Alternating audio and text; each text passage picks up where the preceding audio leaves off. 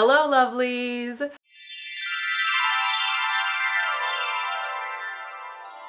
Welcome back to my channel. This week we are officially starting on the 1850s Ariel ball gown. Are you excited? I know I am. This week we're going to be focusing on the chemise and the corset that are going to be worn underneath the ball gown layers. Now, as I've already mentioned, I'm not going to be making a cage crinoline or flounced petticoat because this is just a great opportunity to reuse undergarments from my old Ariel and Belle costumes. I will do my absolute best to list all of the materials, patterns, and even the corset book that I use in the description below. And without further ado, let's get started on this chemise. I decided to use Simplicity Pattern 1139 for the chemise, and I've gotten some feedback on how bulky the sleeves are for this pattern, so I'm going to modify them so they're not as full and so that they don't have the band at the end of them. I cut out all the pieces except I could not find piece number 6, which is an underarm gusset, and it kind of looks like this square thing here. So what I'm gonna do is once I get to that step, I read the instructions too, once I get to that step, I'm gonna try to sort of make my own up. I know how to make a gusset, I've done it before. This one's a little different shaped than what I've done before, but I'm gonna do the best I can and make it work because I can't find the piece. So now I will cut fabric out. Yay! I'm using just a basic quilter's cotton from Joann Fabrics for this chemise.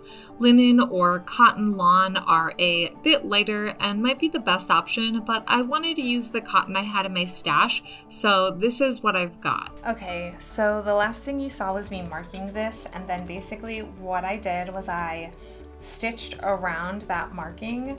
I did about 1/4 of an inch around the marking. I'm pretty sure I was supposed to stitch on the marking, but I wasn't confident with the space to roll up this piece. So then I went ahead and did a nice little narrow rolled hem. This is about as narrow as I get. I'm not very good at these and I don't have a lot of patience to get better right now. So this is where we're at. And then once those get stitched down, you just do a little pleat right here, and that's where I'm at. Now I'm going to add the side panels, and they have you do this is a flat felled seam, which if you're new to my channel, a flat felled seam is one of my absolute favorite stitch seams, or I prefer them to a French seam. While a French seam has its place and I use it more often, anytime a pattern suggests a flat felled seam, I'm here for it. Following the instructions, I pin and sew the neck gussets to the front and back pieces. I have never added neck gussets before, but I am excited to see how they create the desired shape for this chemise. Now, time to sew the side panels to the front and back panels with flat felled seams. To do this, I will stitch the right sides together at 5/8 of an inch. Then I am going to press the seam open, followed by trimming the seam away from the side panel. Now I will take the side panel seam and fold and press it over the trimmed seam. The seam is ready to be stitched down and then repeated 5 more times. All right, so it's time to work on the basically sleeves and gusset. Here is my main issue. This sleeve is massive. When this gets gathered down and all puffy and stuff, it's not gonna fit in my bodice. I'm also opting out of the band here, so I'm not gonna do steps 10 through 12 essentially. So what that basically means for me is I need to add the gusset. I think I flat fell the gusset. I think everything is flat felled, which is great. I love flat felled seams. And then kind of figure out how this is all gonna go together. Not how short this should be, because again, you're supposed to gather the top and the bottom. We're not doing that. And then once I've gotten it figured out how small each of these should be, I am going to just sew the gusset onto the second half and fold up this hem and do kind of like a narrow rolled hem type thing for the hem, and bust out these guys. These guys are so weird. This facing piece and go from there. So I think that that's what I'm gonna do. I will try to talk through whatever kind of changes and decisions I make. Okay, so I've decided to take 1/3 off of this sleeve. I do have extra cotton, and if I have to remake this because it just looks horrible, I will. But that will put this length here at 18 inches plus the gusset here. And this gusset basically will, with this sharp side, like sit inside of the shirt, the body part of the chemise. And then the sleeve is like attached here. So I think that just cutting it down by 1/3 will really help eliminate how voluptuous it is. And I also think that by not having the little like band around my arm that it puffs into will also eliminate some of that. And so it'll be a little bit more like malleable maybe. So we're going to do that, and regrets might be made, but we're going to do what we can, right? So I stitched the gusset in like the instructions said, and they're both flat belled seams. And then I just kind of sewed up the bottom piece here, just a straight stitch like right there. And then I folded this bottom part of the sleeve in. I did a double fold just to kind of get it folded in. And now I'm about to sew it on like the instructions say and do the facing. I just wanted to show you what I did and like what I modified. Basically the instructions have you add like a cute little cuff and all that stuff, but I really need this to be a very minimal sleeve. So yeah, that's where we're at. I'll get this sewn, and then I guess we will move on to the facing, which these are the facing pieces, and I'll actually just take a minute to sew. The next step after sewing it in is stitch 2 underarm facing sections together at short notched ends and then trim it. So I guess I'll just stitch these together like that and like that while I'm sewing these on and just kind of get myself going on all this. For the sleeve facing, the instructions have you press the outer curved edge by 1/4 inch and then pin the right side of the underarm facing to the garment over the wrong side of the sleeve and stitch it down. Then the facing is turned away from the sleeve, pressed and stitched down by machine. Moving on to the yoke, I stitched the front and back pieces together at the shoulder. The trim I chose for the yoke was actually gathered onto a band, so I had to take the band off and undo the gathering so that it would lay flat onto the yoke. Then I was able to stitch it down onto the yoke piece that was not the facing piece, so the one that was going to be the piece that was seen. Then I stitched the facing and the yoke outer piece together with the right sides together. Now I stitched down a shorter ruffle trim that peeks out of the yoke, followed by sewing the yoke to the rest of the chemise. The instructions have you sew down the inside of the yoke to the chemise by hand, and then sew buttons and loops onto the buttons. Finally, I folded the bottom hem by 1/2 inch and then again by 1 inch and stitched it down by machine. Now moving on to the corset. I used the 1860s Symington corset from the Corsets book as the pattern. The pattern in the book is for a 20-inch waist, and I have a 28-inch waist, plus a slightly longer torso than this pattern, so I took the pattern and resized it using Illustrator and printed out the new, larger version. So now that I have a pattern, and I need to make a mock-up out of it, and I did this with duck canvas. My plan for this corset was going to be to make it with cording. So I did watch a couple of videos on this, I'll link them below, but I couldn't find in the instructions in the book or anywhere in the book if this already had seam allowances included, so I added it to all of my pieces and stitched the mock-up together with duck canvas. All right, so I'm just gonna quickly show you basically what I've done so far is I've taken in the corset until it felt like it fit around my waist, which my natural waist is right here. So I am gonna want to, so the way these are supposed to fit, this is a little high up actually, right here. Okay, so, oh, I still got some meat. Okay, so I've taken this in a little bit. Basically, I had to take in the amount that I added for the seam allowance. I added seam allowance because insecurities. I was like, I'd rather this be way too big than have to cut all this fabric out again. So taking things in is just a little bit easier. So I took it in. I put my little false, my little corset back in, and this is as tight as it goes. And there is still a very large gap here and a very large gap here. So the next thing I'm gonna do is I haven't taken this middle one in yet. This is the middle one and the back ones are the only ones that I haven't taken in. So I'm going to take the middle one in, but then I'm also going to take a bit off of the hip and this bra area. Now I will say that my false here, I have a little back here I have a fake, it's not a fake, but this is my Mockup cincher corset-y piece that I use with all my grommets. I'm gonna take that off, and it doesn't go as high up, but I think that I need to take this in first. I need to take these in a little bit, and then I need to take this hip in. That's what we're gonna do, and hopefully I'll get a better fit.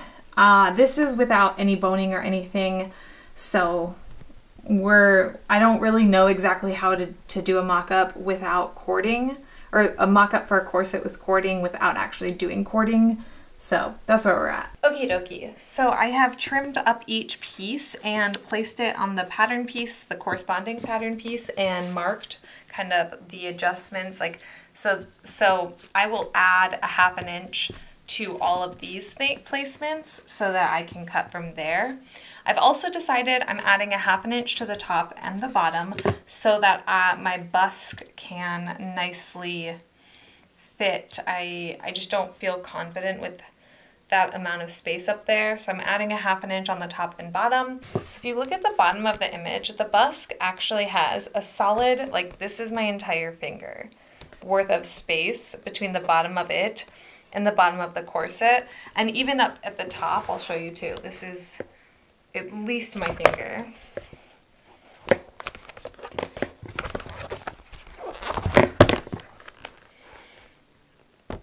So I'm just with that information, oops, this is an old corset pattern that I pulled from this book. So that's the plan. I'm gonna cut this out on coutil and cotton, and then I'm going to pull out my silk and cut around the silk. Not because of flatlining, because of cording. And we will get into the cording when we actually start assembling this corset. All right, friends, so I am back today working on this corset. I have all of my pieces cut out, and basically I cut my silk a lot wider than my coutil because we are cording my coutil today. I'm using the Sugar and Cream yarn for my cording, and I'm going to be using a zipper foot. I will do my best to explain just the basics, but I'm also going to leave Red Threaded's cording video down in the comments or down in the description.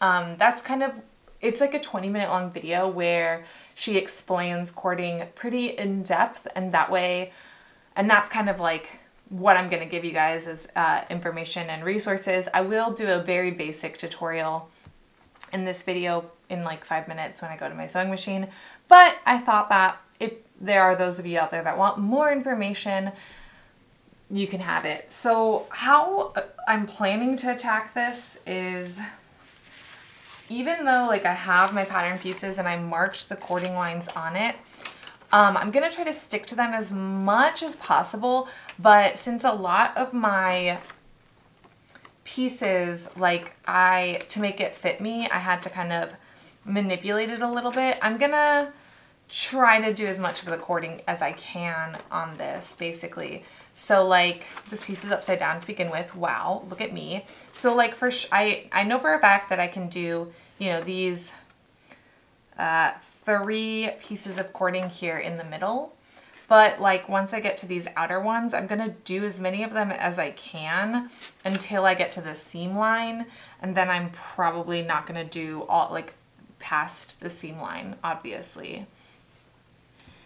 So yeah, I guess that's where we're at and I can get going on this. The very first task I have before cording this is to press my silk. Then on the back side of the coattail, I am going to just draw the seam allowance so that I know not to add cording past this line right here.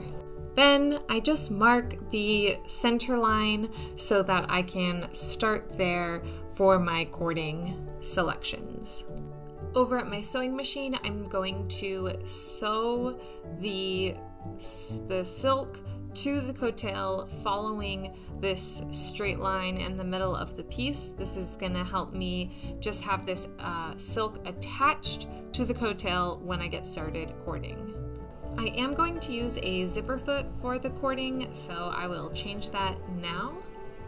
So I placed the yarn in between the taffeta and coattail layer, and I like to have a little tab hanging out on the top as well as the bottom, and then I'm actually going to use my nail to kind of create a little groove next to it that I will form so that when I'm sewing down on it, it can just follow that line and I can see the cording sticking out.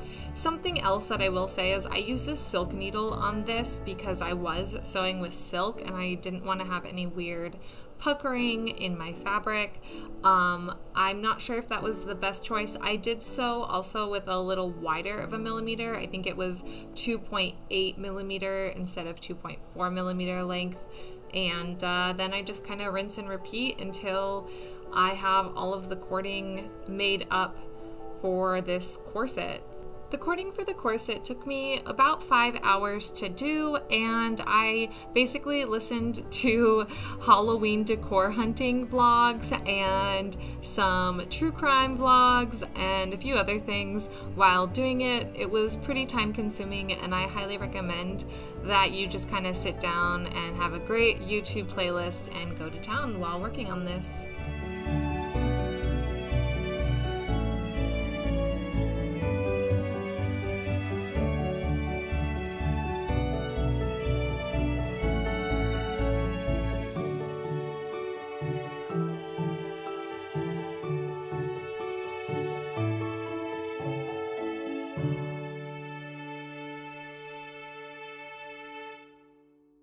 Hello, friends. It is Friday at 2:30 in the afternoon. I have kind of had an off couple of days, and so I have not been working on this corset. Not to mention that the cording alone took 6 hours of sewing, which is fine. I didn't plan to spend 6 hours on it, so I'm a little behind, but that's okay. We are gonna get this done.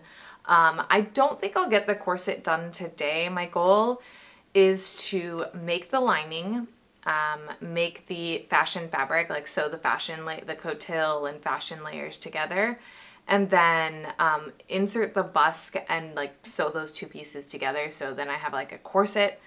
I'll have to do binding and grommets at a different day, unless those go really fast and I'm feeling really motivated. But I still need to finish this sketching the dress, and I kind of want to do that tonight.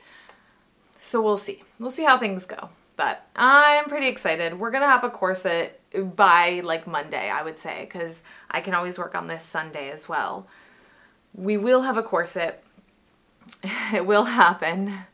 I'm excited, and that means I get to start working on the other layers, which, well, so the crinoline and the petticoat are done. So then I get to start working on the actual dress. So today we just have to finish up the corset. This is where we are at with it. We've got a busk, a bunch of cording. I decided to use this scallop trim that I used on the chemise because I just like adding lace and trim and things to corsets. So what we have left to do is add a piece of boning to the back of the corset on each side, add grommets, and make bias tape and bind up the corset. So we are basically, like, this is it. We're on the last few steps and I'm pretty excited. So I guess let's get into, we're gonna do binding, well, boning, binding, grommets, and then hand sew the binding. The hand sewing is gonna take me about an hour and a half to 2 hours. So I'm gonna take that downstairs tonight when I watch TV. So I might not get footage of that, but I am definitely gonna at least get the top and bottom of it on and folded and pinned with grommets in place and boning in place. And then since tomorrow I am filming a video where I'm gonna put all my makeup on and look cute, I'll do photos of it then and worn footage of it then. You can clearly see, like, this is my life. All right, so let's do it. The only boning that I ended up having was this 3/8 of an inch, I think, wide boning, maybe a 1/2 inch wide spiral steel boning that it's like not my favorite, but like whatever, this is what I'm going to use. And I decided to cap the edges with duct tape because I really could not be bothered with doing plasti dip on the edges of these. It takes so long for it to dry and I was just ready to be done with it. So I cut it at the length and then I'm just going to put it inside this coutille and silk layer. And I make sure to cut it about a 1/2 inch to a full inch shorter than the boning channel. And then I repeat on the other side. Then for corset binding, I just make my own bias tape by like marking strips of silk on the bias, and I made these 1.5 inches wide, and I actually did something new where I didn't press them or anything before I sewed them down. So I basically just cut out my strips and then I sewed them into one longer strip, and then I pin it to the top of the corset and the bottom of the corset with the right sides together and stitch that down, and then I press and fold it over and press and fold it over again and hand stitch that on the inside. Unfortunately, I did not get a lot of footage of this step of the process. This was going to be my reveal, but if you can see here, there is this really bad crease in the corset that just is not attractive at all. And I'm pretty certain it's from the lack of boning in the seams of the corset, which I did not know I was supposed to do. I thought the cording was supposed to do all of this construction work for me, but after watching a few more videos, I've noticed that people put boning in the seams too. So yeah, this was gonna be the reveal. This is not the reveal, but I am showing you the corset. We're gonna have the reveal next week and talk about how I fixed this now. Boom chakalaka. All right, here we are. This is the synthetic whalebone that I really love, and I'm basically gonna add it to each of these channels, and I'm gonna file down the edges, and then I have to hand stitch up the edge. There, I basically put these where the seams are. That was my plan, and that's typically where I put corsetry boning anyway, so I'm just kind of doing the way I know how. The only way I didn't put them here, I didn't feel like it was necessary to put in the front or this back one, but I can always add it later. And I want to say it took me about 30 to 40 minutes to sew each one of these because I did hand sew it down because of machine stitching. I thought it would, I didn't want it to appear on the other side or interfere with my cording because I like my cording. With that being said, let's just do this. Thank you so much for joining this corset and chemise journey. Next week, we are going to be focusing on the outer flounced skirt. But if you can't wait until Sunday, I do release every video early over on patreon.com/CaseyReneeCosplay. That's my members only website where you can support this channel and get exclusive content like early access to all of my videos, exclusive monthly live streams, digital patterns or embroidery files, and access to the Discord server. The link is in the description below. I'd like to thank everyone for watching this video, and if you like this kind of content, please subscribe to my channel, like this video, and maybe even leave a comment. Until next time, may all your dreams come true.